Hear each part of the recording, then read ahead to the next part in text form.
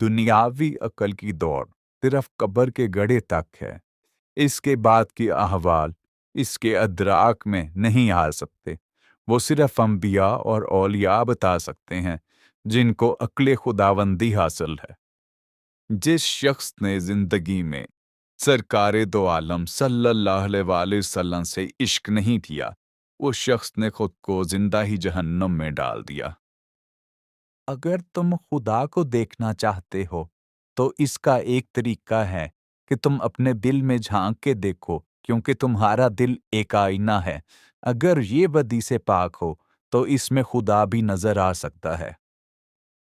تھوڑی دیر کے لیے قبرستان جا اور خاموشی سے بیٹھ اور ان بولنے والوں کی خاموشی کو دیکھ۔ یہ نفس ود یقین ہے جس نے نمرود کو بھی تباہ کیا، ایک پھاڑ کھانے والا بھیڑیا ہے۔ اپنے نفس کی ہمیشہ مخالفت کرتے رہو۔ عقل کو خواہش پر فضیلت حاصل ہے، کیونکہ عقل زمانے کو تمہارے ہاتھوں میں دے دیتی ہے، جبکہ خواہشیں تمہیں زمانے کا غلام بنا دیتی ہیں۔ مولانا رومی سے کسی نے پوچھا، زہر کیا ہے؟ ہر وہ چیز جو ہماری ضرورت سے زیادہ ہو وہ زہر ہے، خواہ وہ قوت ہو، اقتدار ہو، دولت ہو، بھوک ہو، لالچ ہو، محبت ہو یا نفرت۔ انسان کو اپنے عیوب پر نظر رکھنی چاہیے، ورنہ اس کی نیکیوں کو نظر بد لگ جائے گی۔ محشر کے دن ہر چھپی چیز ظاہر ہو جائے گی، ہر خطا کار خود رسوا ہو جائے گا۔ بچہ بھی جانتا ہے کہ جب تک نہ روؤں گا دایا دوڑ کر نہ آئے گی، لیکن عاقل بالغ انسان یہ نہیں سمجھ رہا کہ رحمت خداوندی بغیر آہوزاری کے متوجہ نہیں ہوتی۔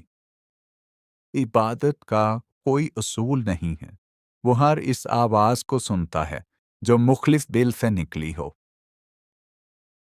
تم جتنا زیادہ خاموش رہو گے اتنا زیادہ سننے کے قابل ہوگے۔